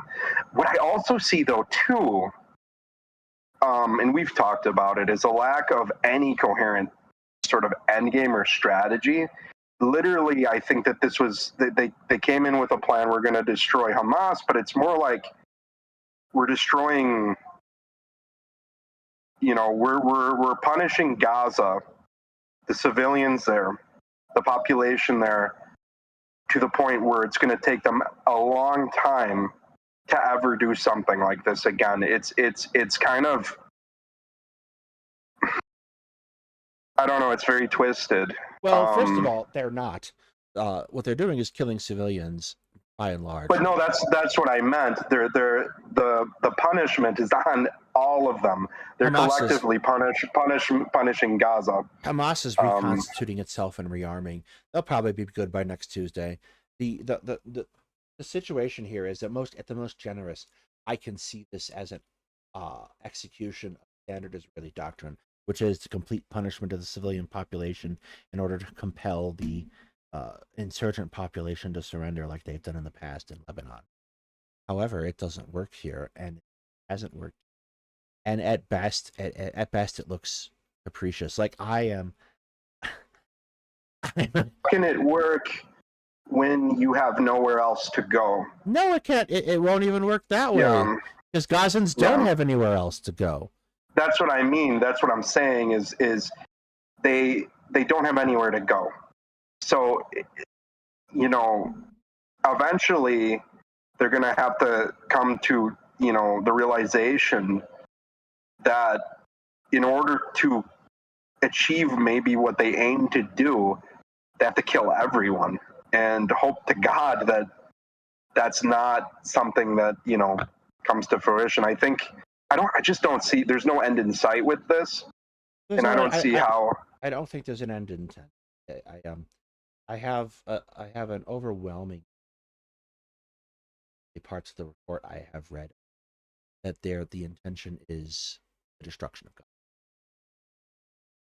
I think the fact that there is no plan that can be military plan that can be adequately identified by military analysts whose heads aren't so far up their asses that they can quench their thirst with the sweat on their fucking noses. I think the fact that that is the case is an artifact of the fact that there is no real plan. There's a political statement of an objective to destroy Hamas, but it seems to me much more likely that the plan is to utterly destroy the people of Gaza, and then to move on to Lebanon, and then to move on to the West Bank, because they seem to be trying to expand the conflict. For example, just today in Jerusalem, a Palestinian man was shot by Israeli civilians who were armed for having displays in his window that they didn't want. The plan seems to be to utterly decimate the population. And yeah, I mean, it's no. And in that case, it meets the definition of genocide. If that is the case, even to wound like the population, to punish it, to you know what I mean? That's what I'm seeing is to inflict such terror onto the population that, you know, I guess that they'll never, so that they won't do something like this again. I'm also maybe thinking they're trying to form another buffer zone. Like they had a buffer zone, like an occupation zone in Lebanon. They had an occupation zone in, well, obviously they control still a lot of the West Bank, but I think that they're trying to maybe enact some sort of ethnic cleansing campaign to complete it. I am struggling because every time something happens with Israel and Palestine, it's like a new, and Palestine ends up killing a boatload of civilians. You get some pretty shitty people trying to argue that it was military and necessary and justified. And I want these fuckers, I want these absolute pieces of shit to tell me what the justification is for the sexual abuse of children by Israeli forces. I want to know what that is. And I'm never going to hear it from those people because they're just going to sit very quietly and pretend it's not happening. I mean, that's a feature of genocide. Yes. Is denial of it. Denial when it's occurring and denial after it's occurred. I want to know. I am seething today, fucking seething at some of the people I've had to deal with over the past couple of months and how they've approached today's news. Absolutely furious. And you guys actually, in chat, I'm really you guys in chat know who I'm referring to too. As horrible as this sounds, I'm looking forward to reading this report because I didn't realize it was so exhausting and so well detailed. Well, it took 7 goddamn months, and it only covers half of the conflict. Oh, so this is only, well, this is only up to December, so actually it's less than half. Wow. Which in and of itself is absolutely boggling to me. You know that this is also gonna affect elections too. This is not. It's not going to affect elections if people aren't talking about it. A lot of people are angry about it. I mean, they're angry about the Biden administration's we'll see reluctance. Right now, you know, right now the news du jour for most of the politics streamers about Hunter Biden's in a short length of time, it'll be about Trump's sentencing. Ukraine is taking ground back in the PR war. They're getting themselves in the news again, not for great reasons. Although they had a couple victories lately, but Yeah, they've done pretty well at containing this incursion. They have contained a crisis, which is 6 in one hand, half dozen on the other, right? Yeah. It feels like just in the past week or so, Israel is finally going to get the room and murdering people. That they're going to jump off because they were so successful at the suppression of speech, both here and abroad. I think I don't think. See, I have the opposite opinion of you. I think that they're never going to live this down. I think that they squandered a ton of. Well, here's the truth of the matter, and what I thought they were going to do because they weren't suicidal. I thought they'd launch a few bombing raids on some sites on Gaza, call it good, because they weren't stupid, and that they would plan something along down the line for Shin Bet or some shit to get somebody like Sinwar. They did this instead, which is this. I'm now 2 for 2 on assuming the sanity of, or 0 for 2 on assuming the sanity of illiberal dictatorial regimes and what they might do in the case of course, of combat. And it's getting embarrassing because I keep assuming that they are rational actors, and whoopsie. No, and I thought that after this happened that I actually thought that it was going to be very bad, like that they were going to. I didn't realize to the extent though as to how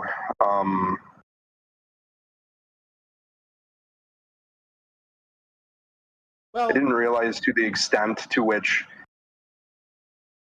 they would their bombing campaigns like I didn't realize how the extent to like the indiscriminate nature of it. I didn't realize that that it was gonna like how has anyone done an estimate on how many tons of bombs they've dropped on Gaza? I had as one, of now. I don't have one recently. I had one quite a while ago, and it was more firepower that we had deployed in Iraq in 2014, and which was one of the higher bombing camps. Yeah, and that's at a much more geographically spread out area. Amount of explosives they put into the area. Actually, it's kind of all on a certain military level embarrassing how many people are still walking around in this case. Like, it's quite clear that the Gazans are getting good at dodging things, to a certain extent. The attacks have let up in particularly in areas where the IDF is operating. Until to avoid friendly fire. Yeah, which I guess has been a huge IDF problem. The other half of this that this report isn't really talking about is the IDF is they're bad, man. Just not good. They're just like this hostage rescue thing. They did a daylight raid and then, not surprisingly, Hamas figured out what the fuck was happening. Started shooting it, and they got into firefights. And then Israel was trying to avoid that from happening, like distracting people by bombing civilian targets in the middle of it. And then the second rescue gets botched, and rescuers and the hostages have to take cover. They open up on this marketplace in the middle of the day. And in the capstone to this, and it's a really basic one that I sat and I talked with an infantry officer about. I'm like, wouldn't normal practice be to go at night, like 2 o'clock in the morning when everyone's fucking sleeping? Yeah, it's not like they don't have the technology to do that. Or the training. So, like, even if Hamas What unit was involved in the rescue? There were a couple regular infantry units. It was actually no special forces as far as I know. I was just gonna say, like they how? Why? Why didn't they do it? I can't tell you. I am apparently more qualified than the generals in the IDF because I certainly would have sent in their commando force, and I would have done it at night. And like it was And like regardless of what you might be saying, they do have very capable, you know, special forces units that are trained just to do this. yes, You know, and or like I'm surprised. yeah, like they send in these troops, and like the accounts differ what was happening. What like it seems to me that what happened is the drivers of the vehicles were dressed as either aid workers or civilians, which is a varying level of no. But the rescue teams themselves were equipped in uniform and tactical. Yeah. So like what usually happens, like and like I described it on Twitter, and you responded as like more Battle of Mogadishu than anything. I think that's like I remember. A really good paradigm. That's like something that gets lost in people's minds, especially in the American consciousness. Is but the Battle of Mogadishu was there were a lot of civilian casualties in that battle. Yeah, it's I think we basically shot our way out of that city, and when we shot our way out of that city, it meant it's an excellent example of this situation going very wrong. And it's not like the forces involved were not. 10th Mountain is not, you know, an everyday unit. The Rangers, 75th Ranger battalions are not everyday units. Delta Force is not an everyday unit. And like, but what happens? Like, most people have watched Black Hawk Down, so they get the plan. Like, they saw the movie. The Rangers set up blocking positions around the target. Delta went in. The Rangers kept everyone away from the target. Delta and started the extraction. They drove everybody out. The problems came in when the helicopters got shot down. But and a extraction mission became a rescue mission.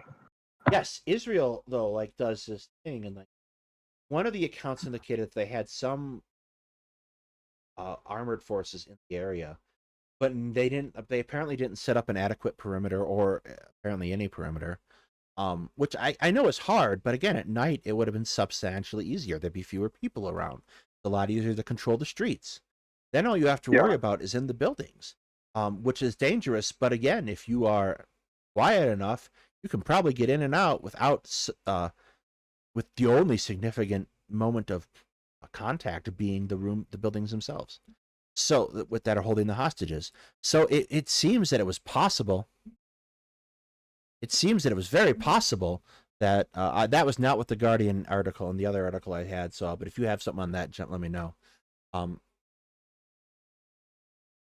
It seems very likely that this entire thing was fucked up just by the very act of going during the day, which is dumb unless you don't have troops that are capable of acting at night. Which I will confess is more difficult, but that's why you send in the people who are especially trained for the job. So the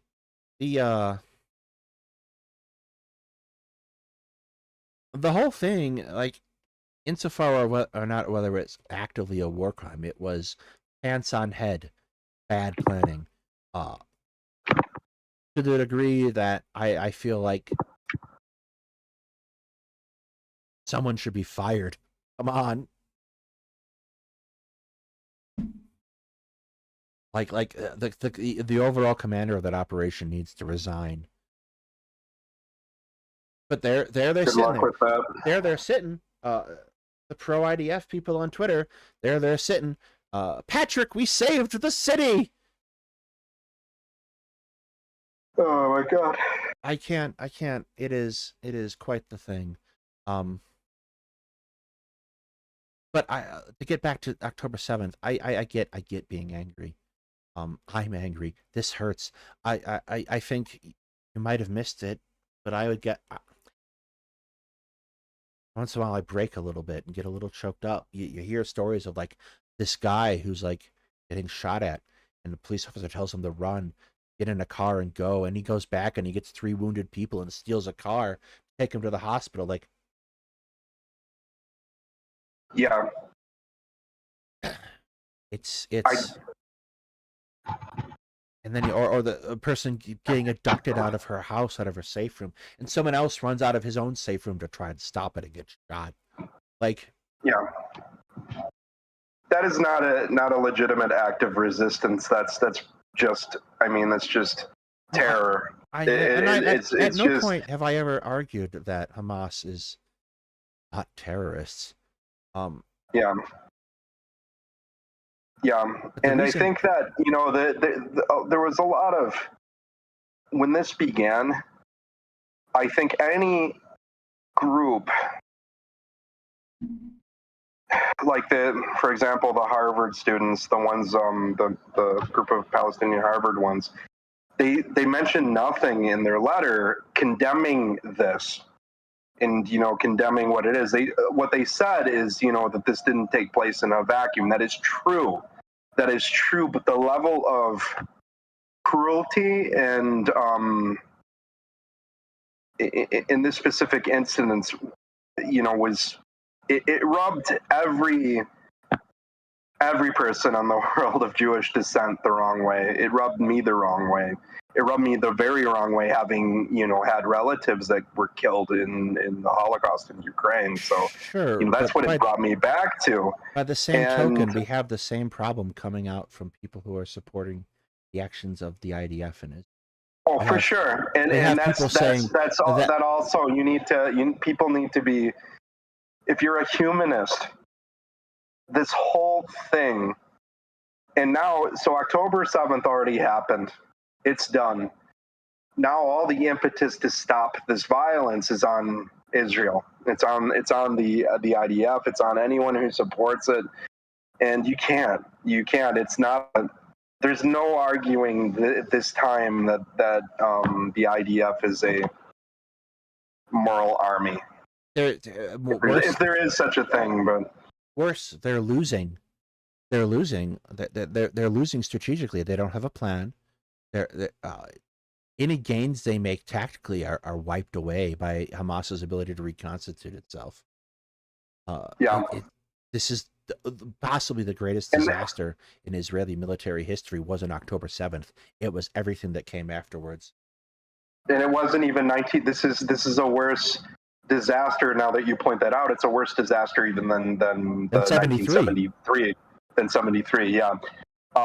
In terms of an overall strategic disaster, yes, it is. And tactically too, like, how do you beat a force that, you know, is essentially, like you mentioned before today, they're playing whack-a-mole, and in the process they're hitting people's homes with the mallet. They've destroyed the machine with the mallet. Like, yeah, gleefully is the problem. Like, I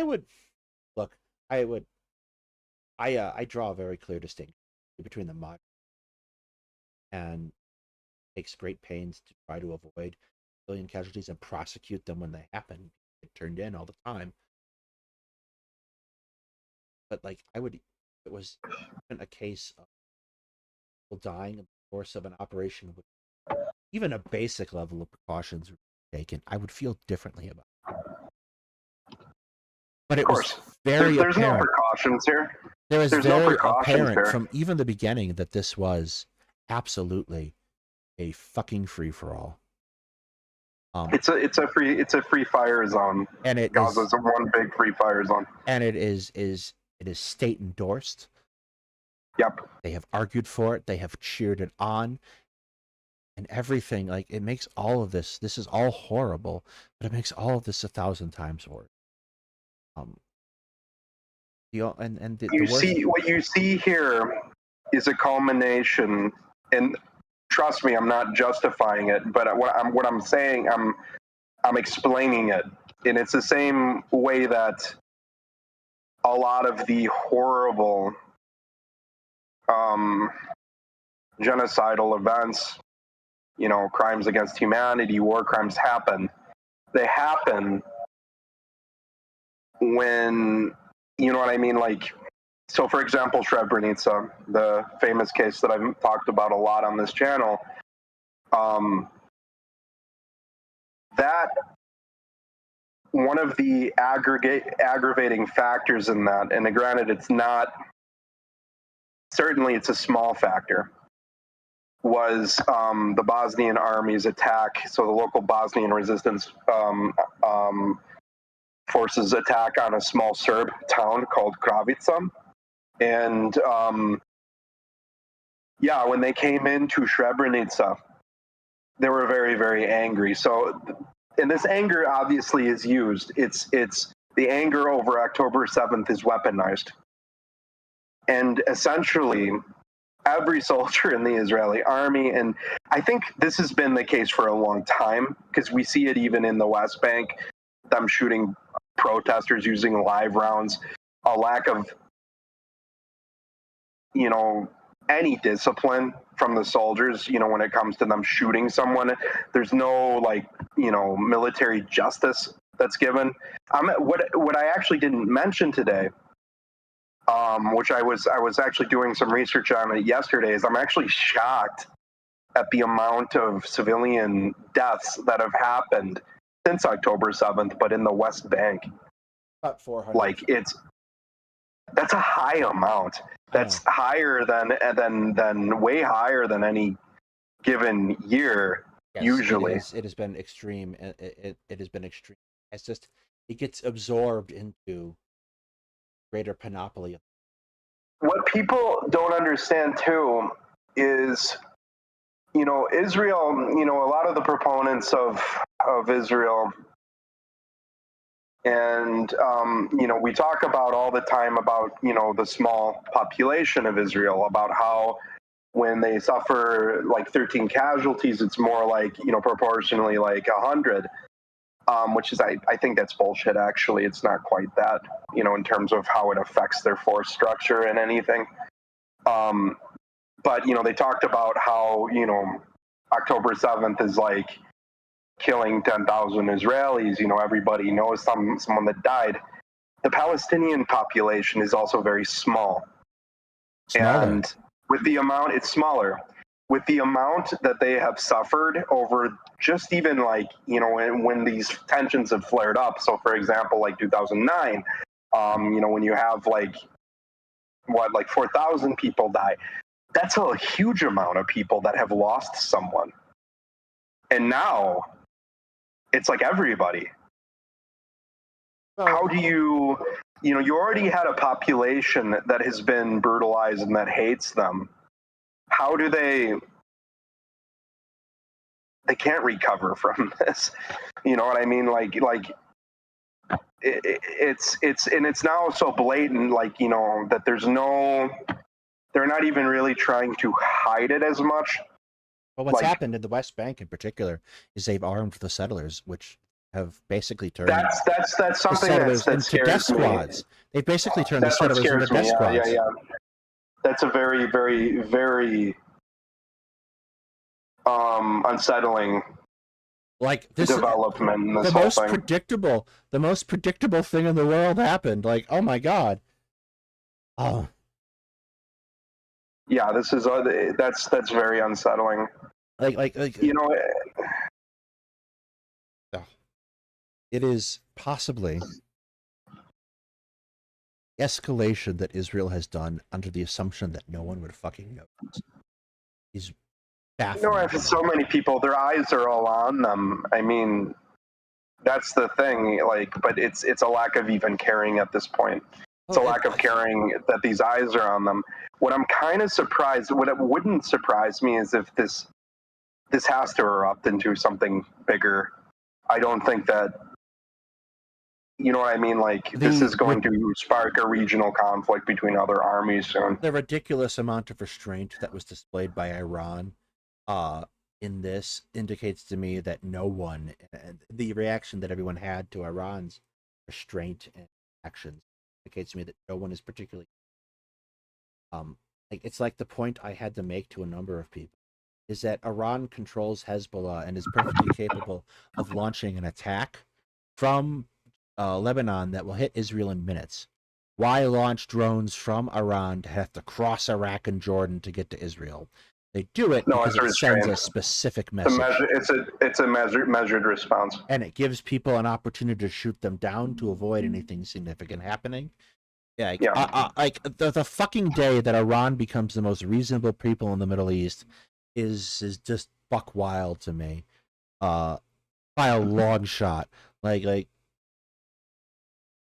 and then the reaction, like the thing that kills me about this is the president of Iran is killed in that helicopter crash, right? And the reaction of pro-Israeli people is like, we're gonna throw a little party. I'm like, this dude probably just handed you, saved your fucking asses, probably single-handedly, as one of the principal voices in Iran's government about this. Not a missile strike. I'm not going to say any. I'm not, as a friend of Iranians abroad and Iranians who hate that regime, I'm not going to say anything positive about him. Sure, he's an absolute this isn't about anything to do with I don't want to come off even now too as like a enemy of Israel. I knew that some operation was going to happen, but I have to be objective here, and I have to mention what I see.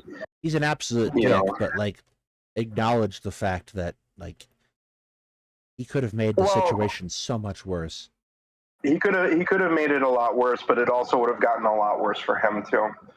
And I mean, well, he's dead now, but it would have gotten worse for them. Iran is in no position to fight Israel. Neither is Israel. Not quite, yeah. And that's why I'm wondering. I'm wondering how this is going to develop. If they expand this north, because fighting Hezbollah is a lot different than they had a particularly hard time with Hezbollah in 2006, and they've only gotten better since then. In terms of their capabilities militarily. And, a lot has changed since 2006. So I just, seeing it with how badly they're doing in this situation, granted, they're not fighting anyone out in the open. It's kind of like, the Israeli army was sort of designed for a long time to fight other armies, and I don't think that they've ever really mastered counterinsurgency well. Well, maybe. Let's be a little bit generous to Israel. They have in the past somewhat over-exaggerated the existential nature of certain events in their past and the success of their military. 1967 is a genuinely impressive feat, militarily speaking. However, 73 and 48-49 are significantly less. What's the word? The fact that they survived 48 is impressive, actually. Yeah, not really. I don't really think the Arab states gave it their best effort. When they both start out at 10,000 troops, basically at the start of the conflict. Like, that's everybody, all in Israel, all the Arab League states that participated, and the Palestinians. And the Arabs never get above 70,000 troops, and they're not doing their best to exterminate them.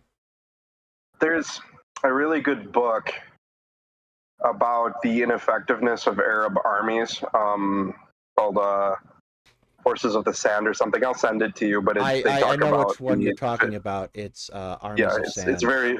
it's very good. I enjoyed reading it a lot. It's kind of horseshit. The reality is, in 1948, that the Arab League was more interested in what they could get for themselves as individual countries than they were in any particular unified effort. So they didn't try. But it goes back to what the commander always says. I mean, there's a sort of hierarchy in Yes, I have a very difficult time, speaking of that, with quantifying Arabs as a single ethnicity. Like, they are a very diverse group. It's an umbrella term for a very diverse group. That's the thing. Yes, and a very diverse group of people that usually don't get along. That get flattened out very much. Yeah, and the people that there were a few Israeli settlements in 48 were overrun. But for the most part, Israel was doing most of the offensive fighting throughout that entire war. Particularly after they got themselves an air force. 73 first they had a very difficult time. They did turn it around. I mean, they had the Egyptian, I think it was the Third Army, basically surrounded at a point where they could have destroyed it. And at that point, it became an international issue, some greater Cold War issue, and basically the U.S. and the Soviet Union put a stop to it. The U.S. basically stopped that war before it went on. Yeah. Particularly because they were concerned about it. Yeah.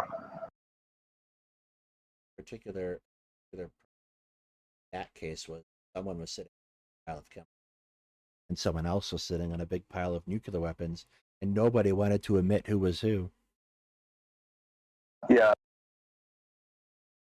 But yeah, Israel is like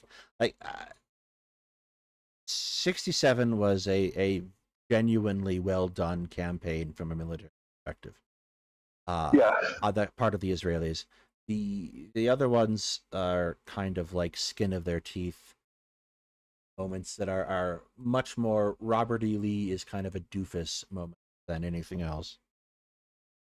But on that note, we have escaped quickly from what we were intending to do. Yeah, I also have to get going. Yeah, unfortunately, we're gonna call it here. I want to thank. And we'll continue. We'll continue Friday then on this topic. I will continue tomorrow night. Also, I am going to marshal myself as best I can after dialysis. I've set up a time to talk with Westside Tyler. So on his call-in show about his what a faultist historian takes, and Sunday seems very eager for us to talk and get along, so that's important. There's been tension between you guys? No, he just wants us to be friends.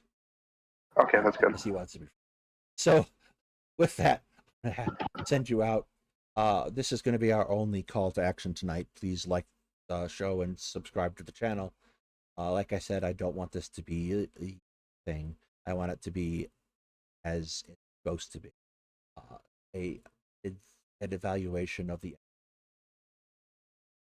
exploration of what happened to them. So with that, hope you continue to join us as we go on throughout the day, tomorrow, and